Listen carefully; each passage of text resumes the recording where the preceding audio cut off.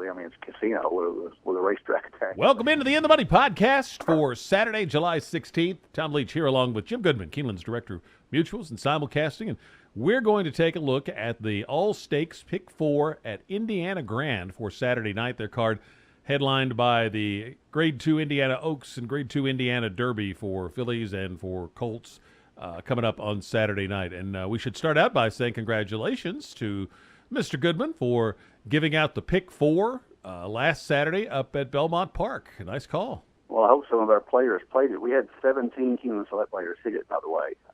So hopefully some of them listened to our podcast last week. I was fortunate to do that and almost hit the Pick 6 at 5 out of 6 on Pick 6. So I think I need to save my money for the big days. Maybe that's it. I think, yeah, I'd be better off not betting much on Tuesdays and Wednesdays and maybe focusing on the graded stakes, because it was a nice day, and Catch a Glimpse was unbelievable. Yeah, just real deal. And a lot of people here at the Red Mile did not believe that, but I did, and I thought she ran a great race, and she's going to be interesting to see if they ever put her up against Tepin later on. Yeah, and you singled her. That was a good call, and I ended up using her, and so I lost the Pick 4 when AP Indian edged out Marking in the last leg, but it was much better pay with AP Indian, so hopefully some of our listeners did hit, and hopefully we can make it 2 in a row on Pick 4s this week, as we will start out in the 6th race. They have a couple of stakes races that actually have 6 stakes races, 2 of them graded, but all of them in this Pick 4 are stakes, and we'll start out with a couple of ungraded ones. The Marie Holman George Stakes. This is for fillies and mares 3 and up, going a mile and a 16th on the main track, and Brooklyn's Way is an odds-on favorite in there. Won a stake at Keeneland back in April and has run well for Bernie Flint. Big class edge. Can you beat her?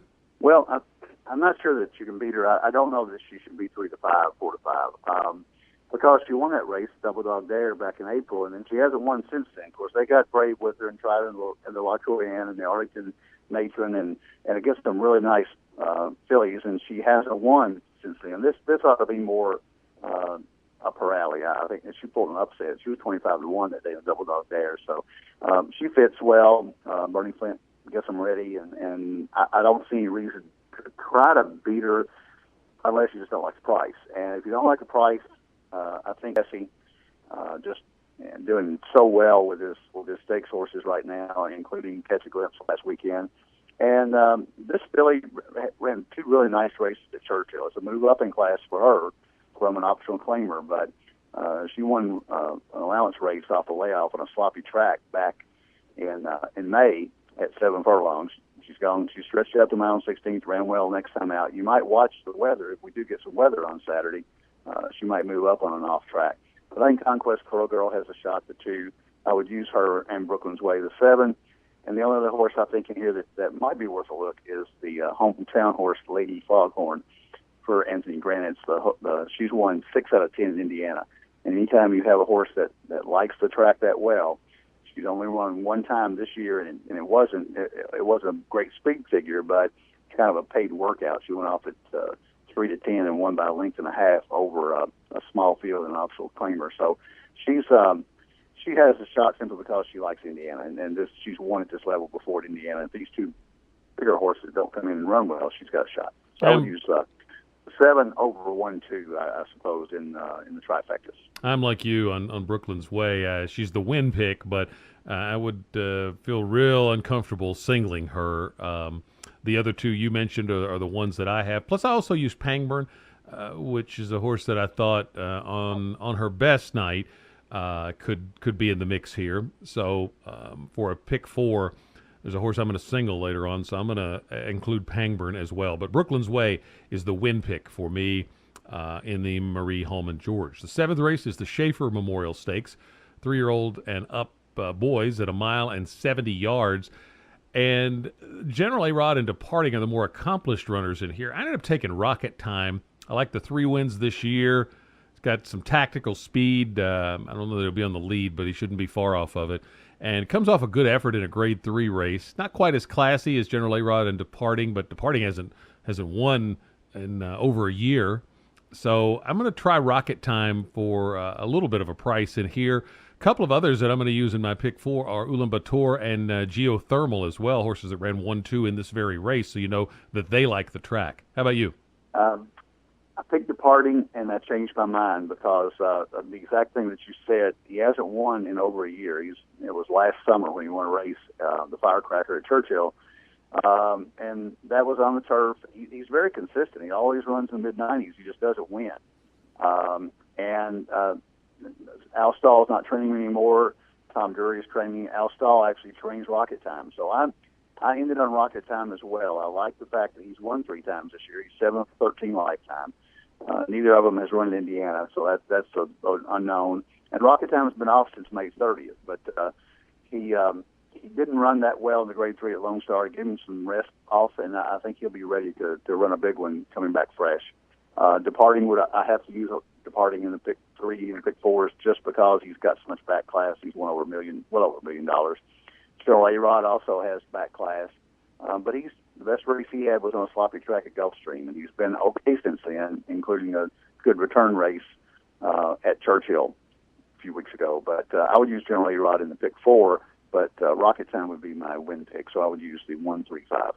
Let's move on to the 8th race, the Grade 2 Indiana Oaks. 3-year-old filly is going 1 mile and a 16th. And here, the favorite is a horse that used to be trained by Bob Baffert, now in Catalano's barn, Family Tree. And you got a Baffert shipper coming out of a nice allowance win, Imsy. Who do you like in the Indiana Oaks? I like Family Tree. I thought the race that she ran at Prairie Meadows was really nice. She was in a 10-hole, and Florent Giroux got her out and tracked the leaders and just pulled away and won fairly easily. And I think that sets her up perfectly for this one. It was an easy race for her against a pretty good field of 10 horses. And Catalano, if it keeps her in that form, I think she's got a real shot here. Imsy, she also should be able to clear, and she obviously likes the outside post, and she's got the 7-hole here in an 8-horse field. But Imsy is right inside her, so there's a chance that Bejarano comes in to ride her, and he just beats her to the lead and hangs Family Tree out wide. There is a shot at that, and that's why I would use both of them in the pick 4, along with Dream Dance. Dream Dance won an allowance race at Keeneland, and they moved her up to the Kentucky Oaks, and she didn't do very well. Had trouble in her last race at Churchill, altered down the stretch, and Neil Howard gave her some time off, pointing for this race. So I think she's got a real shot as well. My top pick would be Family Tree the 7, Imsy the 6, and Dream Dance the 1. I'm going to try. Those are the 3 that I am actually using in exacta boxes with the horse that I ended up picking for the win. And it's a little bit of a stretch, but I went to Dothraki Queen. I like the classy race that she ran as a 2-year-old. They've tried her on the turf, and she clearly is one buyer figure sandwiched between those 2 turf efforts in her last 3 races. That number puts her right in the mix. And I like that they brought her back to Keeneland, where she's done well before, and gave her a couple of workouts, maybe a little confidence boost there.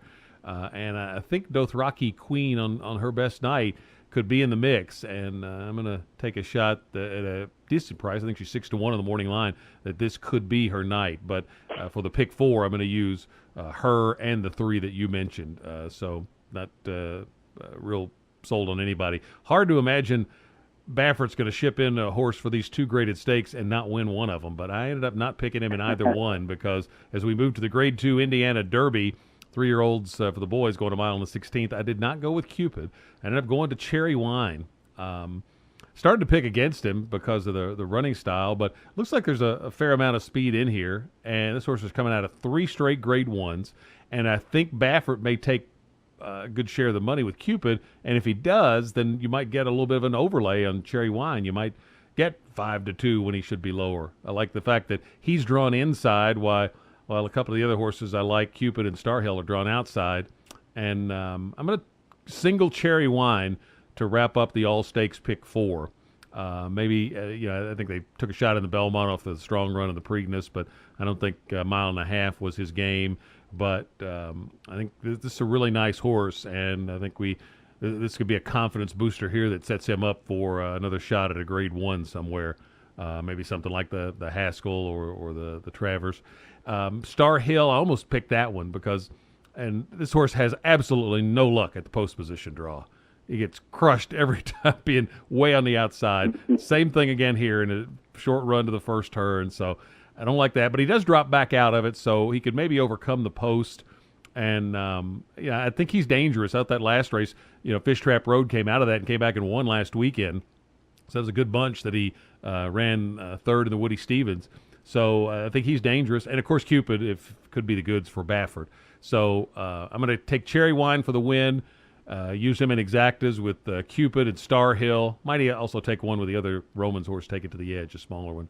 But I'm going to see if I can keep Baffert from winning either one of these, probably against my better judgment, and single Cherry Wine. How about you? Okay, for all the reasons that you like Cherry Wine, I like Star Hill.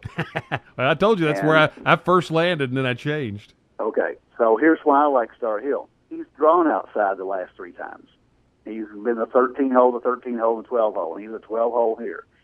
He's used to it. He's gotten better every time. He drew outside in the bluegrass. He ran kind of in the middle and got beat by 7 1/4. He comes back in the Pat Day Mile, runs a decent third, and really had some traffic problems there. And then Woody Stevens ran behind Tom's Ready and Fish Trap Road. I think that's just a really good race is setting him up for this. The other side about it, you made the comment about Cherry Wine drawing inside versus Cupid and Star Hill drawing outside. On a normal day at Indiana, it may not be that way on Indiana Derby Day, but on a normal day at Indiana Grand, you do not want to be inside. You want to be on the outside, and that's where I gained knowledge about watching all these cheap races at Indiana Grand during the week. If I'm at Red Mile or Keeneland, because Mike Maloney plays Indiana Grand a lot, and he's convinced me that the outside is much better than the inside there. Now, having said that, Cherry Wine's the best horse in the race, and Luis Ayas can get him off the rail, and he's not going to go to the lead anyway, so I don't think that makes a lot of difference. But I didn't toss Star Hill because of the post position, simply because it suits his running style. He's out there. Landry can put him in the middle of the track.